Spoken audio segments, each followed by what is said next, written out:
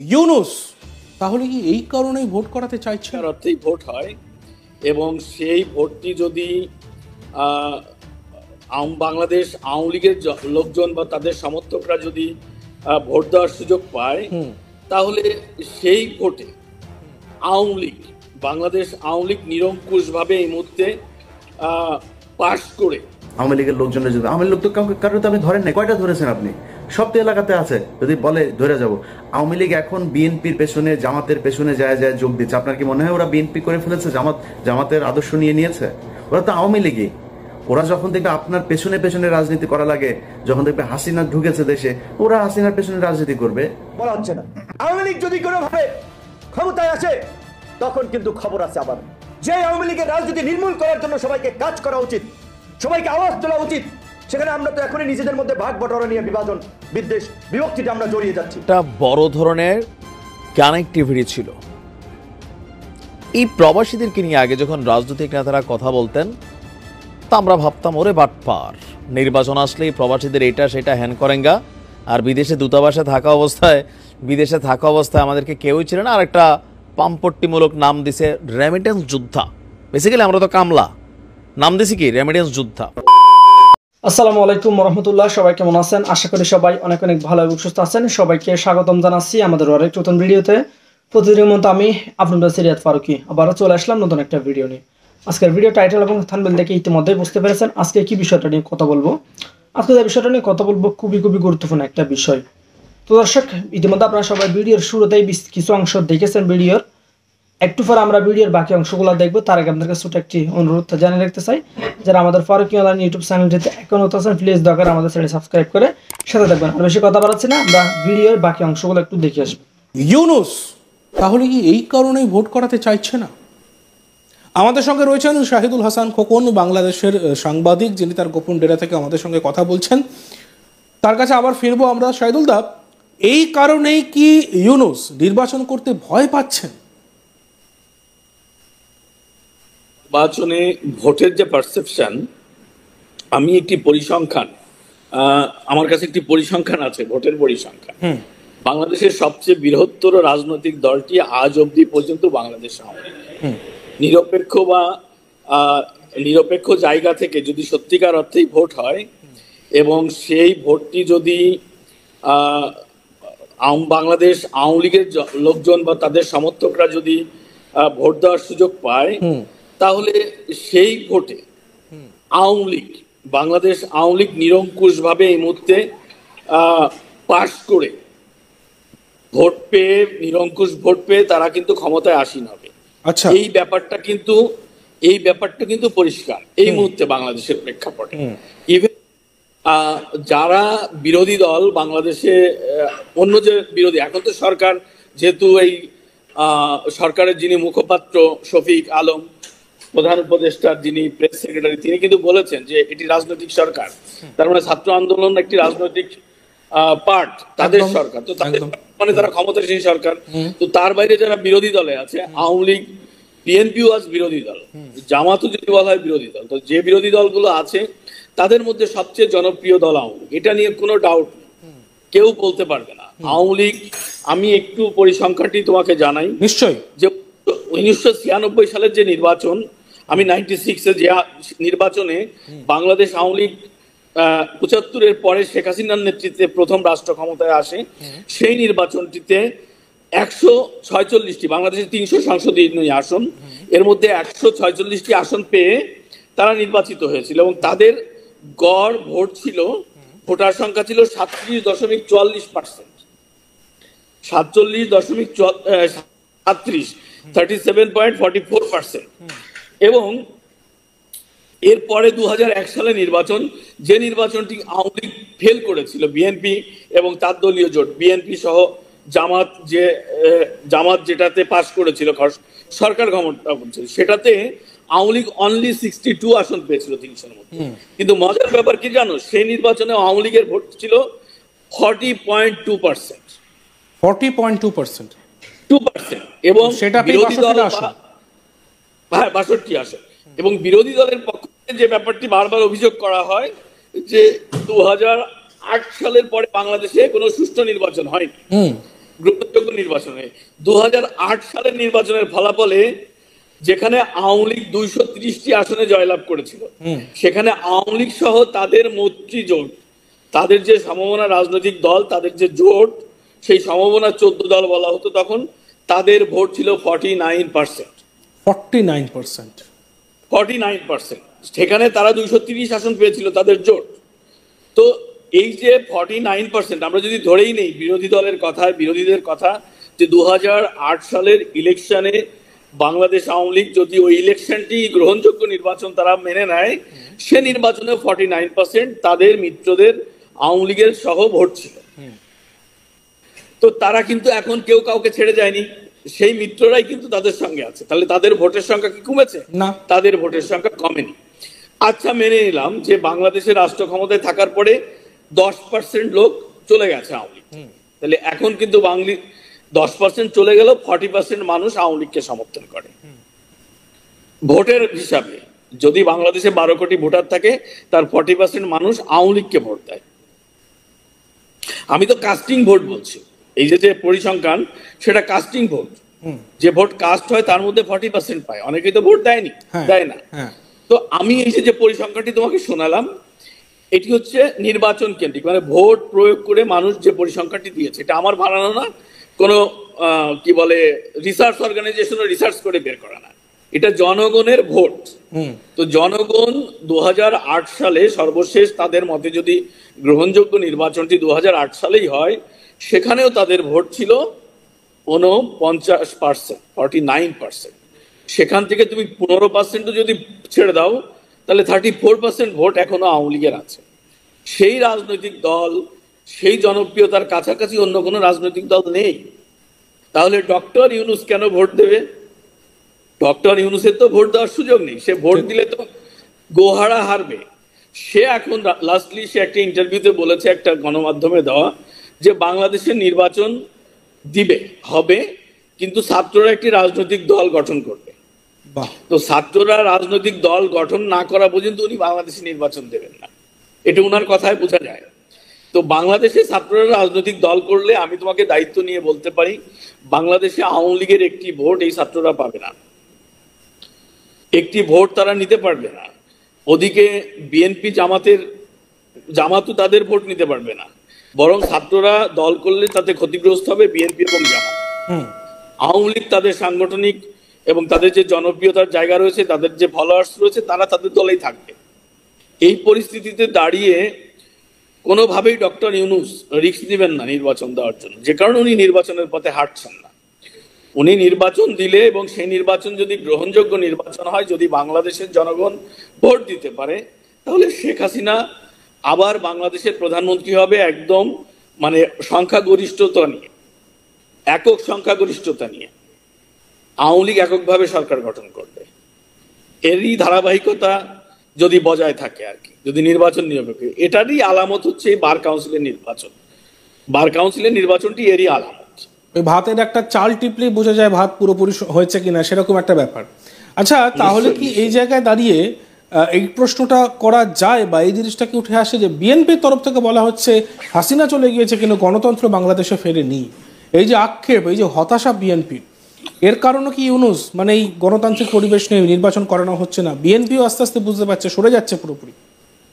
দেখো, এই ব্যাপারটি আমি বারবার তো বলছি যে বাংলাদেশে জুলাই আগস্টে একটি জঙ্গি হামলা হয়েছে, বাট আওয়ামী লীগের বিরুদ্ধে আন্দোলন সংগ্রাম করেছে গত 17 বছরে বিএনপি এবং পাশাপাশি জামাত ইসলাম বা বিরোধী দলের গুলো। কিন্তু এই যে ছাত্ররা, এই যে জঙ্গি সম্প্রদায়, আজকে যারা পূজা করতে দিচ্ছে না বাংলাদেশে, আজকে যারা ধর্মীয় সম্প্রীতি নষ্ট করছে, আজকে যারা মহিলাদের ফুটবল খেলতে দিচ্ছে না, আজকে যারা মহিলাদের গায়ে আলকাতরা মারার কথা বলছে, রং করার কথা বলছে, যেসব অঙ্গ তাদের দেখা যাবে সেই সব, আবার তারা 4টা বিয়ের কথা বলছে, এই আন্দোলনটা কিন্তু তারা সামনে এসে করলেও এই আন্দোলনের প্রধান স্ট্রোক হোল্ডার কিন্তু বিএনপি জামাত। কারণ এই যে জঙ্গি গোষ্ঠী, এদের 5% সমর্থন বাংলাদেশে নেই। বিএনপি জামাত আজকে ডিক্লেয়ার করুক যে আমরা চুপচাপ ঘরে বসে থাকব, আওয়ামী লীগের 1 ঘন্টা লাগবে ডক্টর ইউনূসকে বাংলাদেশ থেকে বিদায় করতে। ডক্টর ইউনূসকে বাংলাদেশ থেকে তার সরকারকে উৎখাত করতে আওয়ামী লীগের 1 ঘন্টা লাগবে, শুধু বিএনপি এবং জামাত ঘরে থাকুক ঘোষণা দিয়ে। রাব্বানী, গোলাম রাব্বানীর ভাই পর্যন্ত এখনো পুলিশে চাকরি করে। তাকে নিয়ে আপনি যুদ্ধ করবেন বলেন? কালকে যদি শেখ হাসিনা বলে যে আমি দেশে ঢুকে যাব, আওয়ামী লীগের লোকজনের যদি, আওয়ামী লোক তো কাউকে তো আপনি ধরেন নাই, কয়টা ধরেছেন আপনি? সব তো এলাকাতে আছে, যদি বলে ধরে যাব। আওয়ামী লীগ এখন বিএনপির পেছনে, জামাতের পেছনে যায় যায় যোগ দিচ্ছে। আপনার কি মনে হয় ওরা বিএনপি করে ফেলেছে, জামাতের আদর্শ নিয়ে নিয়েছে? ওরা তো আওয়ামী লীগই। ওরা যখন দেখবে আপনার পেছনে পেছনে রাজনীতি করা লাগে, যখন দেখবে হাসিনা ঢুকেছে দেশে, ওরা হাসিনার পেছনে রাজনীতি করবে, ওরা ওদের ঝাঁপায় পড়বে আবার ফের। আর এটার জন্য যদি নাকি মনে করেন ঠেকানোর জন্য প্রশাসন, সচিবালয়, কোন জায়গায় আপনি নিয়ন্ত্রণ নিয়েছেন আমাকে বলেন? কথা বললে অনেকে কষ্ট পাবেন, জামাত কষ্ট পাবে, বিএনপি কষ্ট পাবে, আমি কোনো রাজনৈতিক দলকে বলতে চাই না, কিন্তু সারা দেশে চাঁদাবাজি চলছে, সারা দেশে চলছে একদম। আমি আমার তো মনে করেছেন যে আমি হয়তো আওয়ামী লীগের সময় আওয়ামী লীগের বিরুদ্ধে কথা বলেছি, বিএনপি জামাত যখন ক্ষমতায় আসবে তখন আমি তাদের পক্ষে কথা বলবো, এটা আমি পারবো না। আমি তো চুপ থাকবো, কিন্তু পারবো না আপনার পক্ষে মিথ্যা কথা বলতে। সারা দেশে চাঁদাবাজি হচ্ছে, ব্যাপক চাঁদাবাজি হচ্ছে। এখন এই যে চাঁদাবাজি করছেন, কোত্থেকে করছেন আপনি চাঁদাবাজি? হাটে ঘাটে, ওই বাস স্ট্যান্ড, ওই গরুর বাজার, ওই হাওর বাওর, এই যে এইসব লিস্ট যেগুলো নিয়ে আপনারা দখলে নিয়েছেন, দখলে নিয়ে কি করছেন? ওইখানে চাঁদাবাজি। তো এই যে চাঁদা নিচ্ছেন, নিয়ে কি করছেন? একদম প্রান্তিক লেভেলের যে মানুষ আছে তাদের কাছে আপনি চাঁদাবাজ হিসেবে উপস্থাপিত হচ্ছেন। কিন্তু একটু চিন্তা করে দেখেন তো, প্রশাসনের, সচিবালয়ের, কোর্টের কোন জায়গায় দুই চারটা জায়গা বাদে কোন জায়গাটায় আপনার জামাত বা বিএনপির লোক আছে? আমাদের দেখান দুই চারটা জায়গার মধ্যে যে একটা ধাক্কা যদি শেখ হাসিনা দেয়, আওয়ামী লীগ দেয়, আপনি যে প্রশাসনের এই দিক থেকে যে সমর্থন পাবেন সেই সুযোগটা আছে আপনার? নাই। তো কি নিয়ে আপনি যুদ্ধ করবেন? অতএব ছাত্রদের আমি মনে করি, সেদিন আমার সাথে যাদের কথা হচ্ছে তাদেরকেও আমি একই কথা বলেছি, তারা বলছে যে আমরা আসলে অনেক কিছু চাইলেও পারছি না। তা আপনারা যদি পারছেন না, এটা কি মানুষ জানে? যেই হোক, মানে ছাত্রদের ভেতরে আমি কারণ নাম ধরছি না, যেই আমার সাথে যারই কথা হোক, যেই লেভেলেরই হোক, এ বলছে আমরা পারছি না। আপনারা পারছেন না, এটা তো মানুষ জানে না।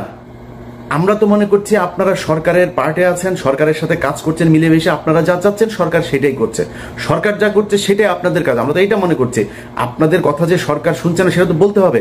বলতে হলে কি করতে হবে? সরকারের ছাত্রদের প্রতিনিধি যারা আছে তাদেরকে পদত্যাগ করতে হবে, করে রাস্তায় নেমে আসতে হবে।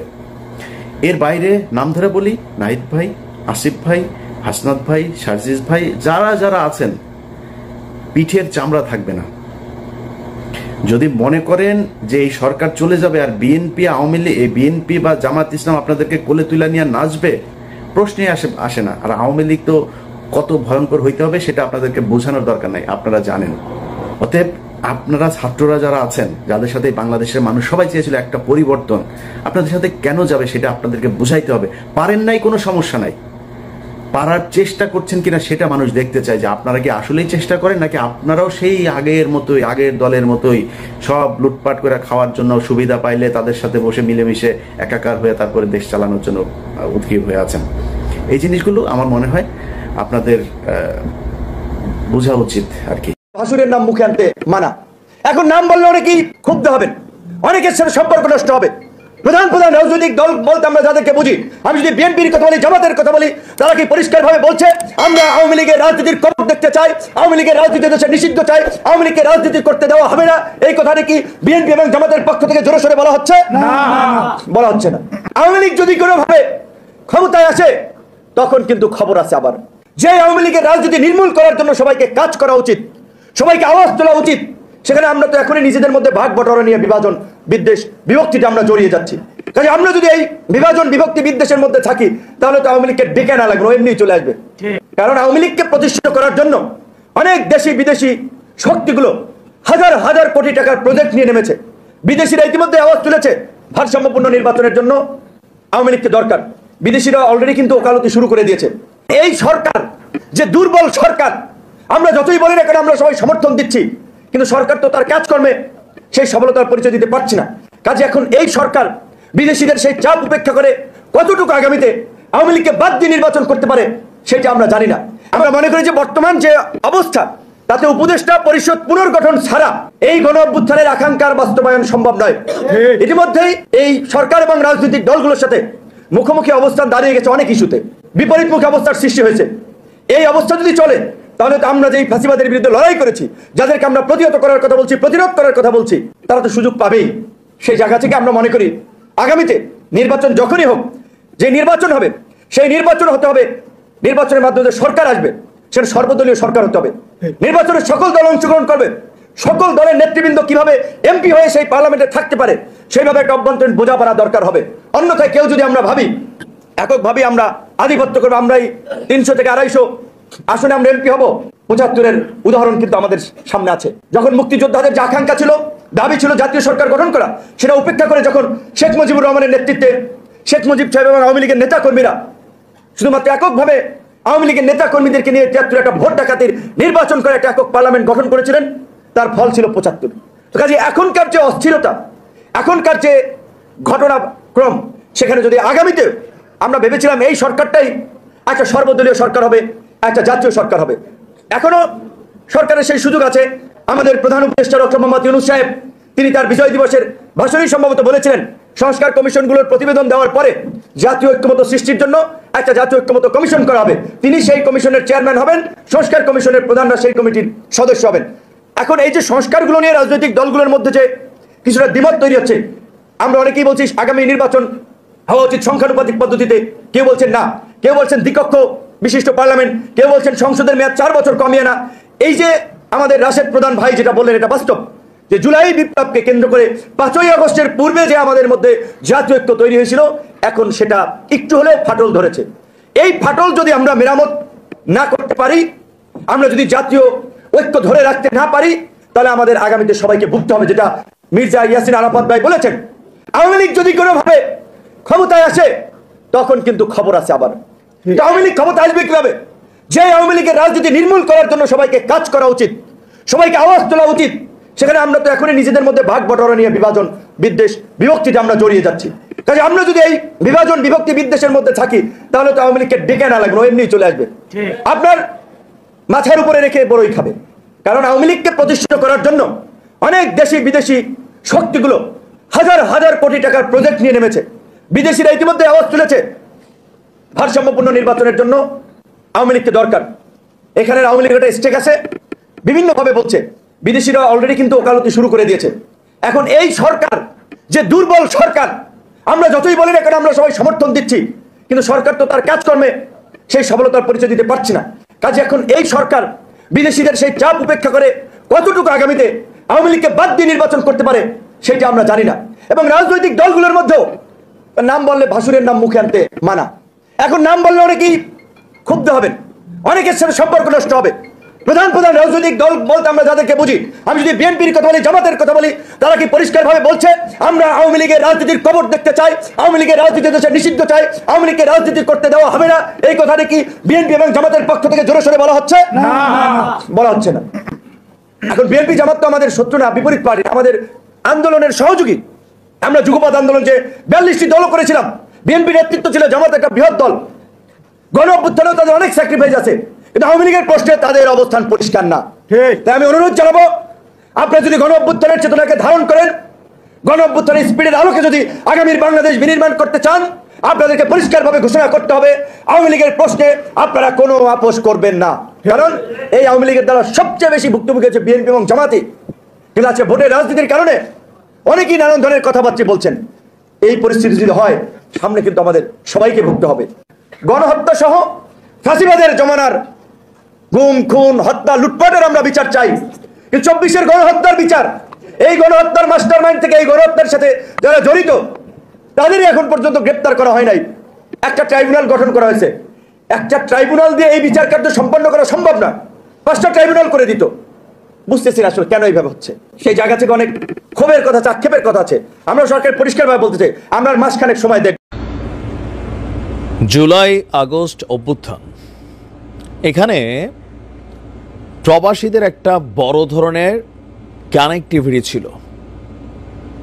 এই প্রবাসীদেরকে নিয়ে আগে যখন রাজনৈতিক নেতারা কথা বলতেন, তা আমরা ভাবতাম ওরে বাটপার, নির্বাচন আসলেই প্রবাসীদের এটা সেটা হ্যান করেঙ্গা, আর বিদেশে দূতাবাসে থাকা অবস্থায় আমাদেরকে কেউই ছিল না। আর একটা পাম্পট্টিমূলক নাম দিছে রেমিটেন্স যোদ্ধা।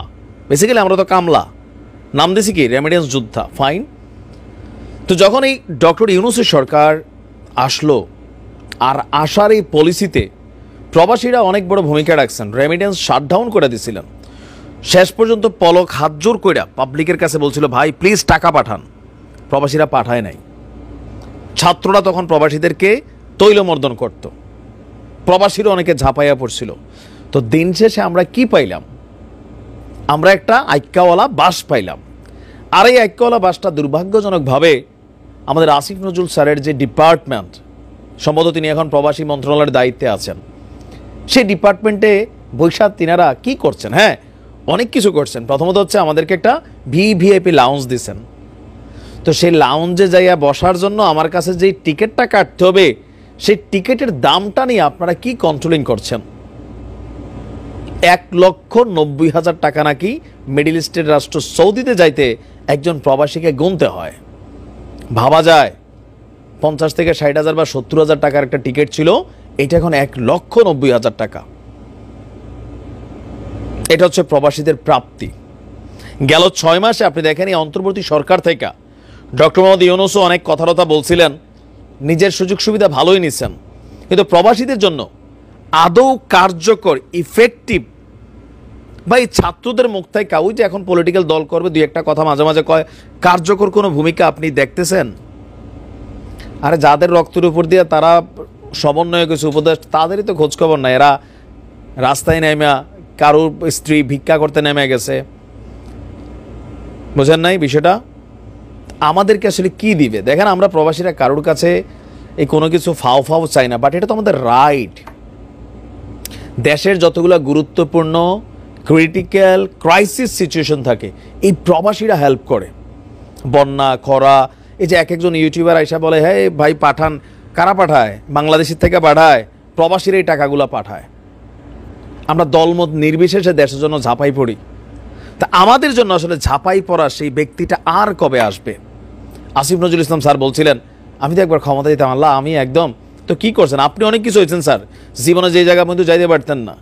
আসিফ নাহিদরা গেছে, তো প্রবাসীরা কি পাইছে? একটা টিকিটের দাম, একটা সিন্ডিকেট। তো সিন্ডিকেট আপনি যদি ভাঙতে না পারেন, আওয়ামী লীগের আমলে তো এগুলোই বলতেন। এখন আপনি রাষ্ট্র ক্ষমতায় বসার পরে কেন আজকে আপনি সিন্ডিকেট ভাঙতে পারেন না? আপনার তো আগামী জীবনে নিশ্চয়ই আর উপদেষ্টা হওয়ারও সুযোগ নাই, আর মন্ত্রী এমপি হওয়ারও সুযোগ নাই, যে আপনি রাগ করলেন একটা সিন্ডিকেটের বিরুদ্ধে, এটা হয়ে যাবে। একটা প্রবাসী বিদেশ আসতে তার এত লক্ষ টাকা যদি খালি প্লেন ভাড়া দেওয়া লাগে, এটা মানে কোনোভাবেই কি আসলে মাইনে নেওয়ার বিষয়? রাষ্ট্রের কাছে আমাদের প্রত্যাশা এটা। আপনারা আর কবে প্রবাসীদের ডাকে সাড়া দিবেন? তেল তো কম মারেন না মাশাল্লাহ। বিদেশ গেলে আমরা মনে করি বাংলাদেশ থেকে এক একজন সাহেব আসছে, এরা তো আপনারা তো আমাদের চাকর, জনগণের প্রজাতন্ত্রের কর্মচারী। যেই লঙ্কায় যায় সে বান্দর হয়ে যায়, বিষয়টা এরকম হয়ে গেছে। প্রবাসীরা এই জুলাই আগস্টে কত ভূমিকা রাখলো, এখন হারে হারে অনেক প্রবাসী টের পাচ্ছে। তো অনেকে বলছিলেন তোমরা দেশ স্বাধীন করে আমরা গর্ব তো গড়েন, প্লেনই কিনে ফেলেন 2-4-10টা। এটা নিয়ে আমরা অনেকে কথা বলছি, কিন্তু এটা সরকার কানে পাত্তা। আপনি একটা ব্রিফিং শুনছেন লাস্টে যে 1 সপ্তাহ ফেসবুকে এগুলো নিয়ে কথাবার্তা হচ্ছে, সরকারের কোনো দায়িত্বশীল ব্যক্তির কাছ থেকে পাইছেন? সমন্বয়কদের কাছ থেকে, ছাত্র উপদেষ্টাদের কাছ থেকে? দিন শেষে প্রবাসীরা হচ্ছে কি বলা হয়, ফুটবল, এদেরকে নিয়ে সবাই খেলে। যার হাতে যায় সে একটু আদর যত্ন করে, কাম শেষ হলে আবার লাথি মেরা পরবর্তী খেলোয়াড়ের কাছে পাঠাই দেয়। আমরা চাই অতি দ্রুত এই টিকিট সিন্ডিকেট ভেঙে দেওয়া হোক, টিকিটের ন্যায্য যৌক্তিক দাম কার্যকর করা হোক। আরও তো কত সমস্যা সেগুলো বাদই দিলাম, নিশ্চয় যারা দেখার তারা দেখবেন। সাবেক প্রধানমন্ত্রী ও বিএনপি চেয়ারপারসন বেগম খালেদা জিয়াকে শুভেচ্ছা বার্তা দিয়ে চিঠি পাঠিয়েছেন পাকিস্তানের প্রধানমন্ত্রী শেহবাজ শরীফ। রাজনৈতিক পালাবদল ও পাকিস্তানের সাথে সম্পর্ক উন্নয়নে কি বার্তা দেয় এই চিঠি?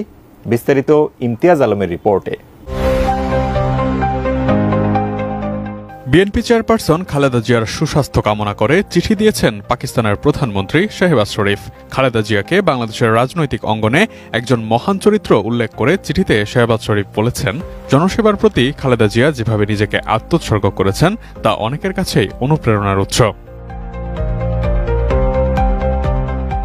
পাকিস্তানের প্রধানমন্ত্রীর এই চিঠিটি গত 31 জানুয়ারি লেখা। খালেদা জিয়ার উদ্দেশ্যে চিঠিতে লেখা হয়েছে, আপনার স্বাস্থ্যগত সমস্যার কথা জানতে পেরে আমি উদ্বিগ্ন এবং আপনার দ্রুত ও পূর্ণ আরোগ্য লাভের জন্য আমার শুভকামনা জানাচ্ছি।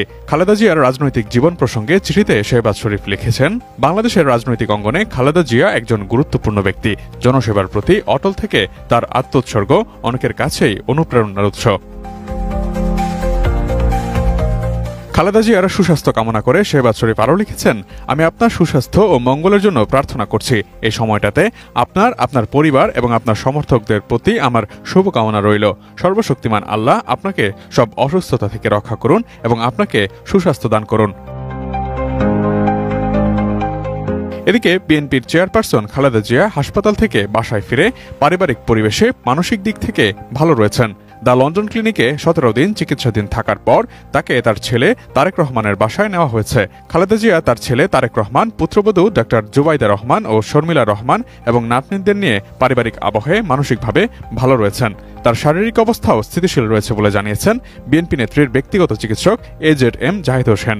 লন্ডন ক্লিনিকের অধ্যাপক পেট্রিক ক্যানেডি ও জেনিফার ক্রসের সঙ্গে পরিবারের সদস্যদের সার্বক্ষণিক যোগাযোগ রয়েছে। আপাতত বাসায় থেকে এভাবেই চিকিৎসা চলবে খালেদা জিয়ার।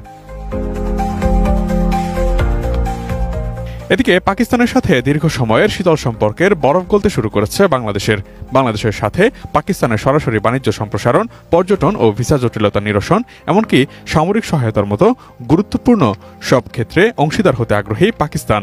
সাম্প্রতিক সময়ে বাংলাদেশ সশস্ত্র বাহিনীর উচ্চ পর্যায়ের একটি প্রতিনিধি দল পাকিস্তান সফর করেন এবং সেখানে পাকিস্তানের 3 বাহিনী প্রধানের সাথে বৈঠক অনুষ্ঠিত হয়। পাকিস্তানের সাথে সম্পর্ক উন্নয়নের এমন মুহূর্তে পাক প্রধানমন্ত্রী শেহবাজ শরীফের চিঠি বিএনপির জন্য নিঃসন্দেহে গুরুত্ব বহন করে। তবে এর সাথে অন্য কোনো রাজনৈতিক যোগসূত্র আছে কিনা তা নিয়ে কিছু বলা যাচ্ছে না। তবে ধারণা করা যায়, কাতারের আমিরের মতোই মানবিক এবং সৌহার্দ্যপূর্ণ সম্পর্কের বহিঃপ্রকাশ থেকেই এই শুভেচ্ছা বার্তা পাঠিয়েছেন পাকিস্তানের প্রধানমন্ত্রী। সেই সাথে পরিবর্তিত রাজনৈতিক পরিস্থিতিতে বাংলাদেশের অন্যতম বড় এই রাজনৈতিক দলের সাথে সম্পর্ক বাড়ানোর মনোভাবও স্পষ্ট হয়েছে চিঠিটির মাধ্যমে। Imtiaz Alam, desk report. প্রিয় দর্শক, এই বিষয়টা নিয়ে আপনার মতামত জানতে চাই, কমেন্ট সেকশনে জানাতে ভুলবেন না। আমাদের চ্যানেলে নতুন থাকলে চ্যানেল সাবস্ক্রাইব করে সাথে থাকবেন। এই বিষয়টা নিয়ে আপনার প্রতিক্রিয়া দ্রুত কমেন্টে জানিয়ে ফেলুন। দেখা হবে কোনো ভিডিওতে। ভালো থাকবেন, সুস্থ থাকবেন। আল্লাহ হাফেজ।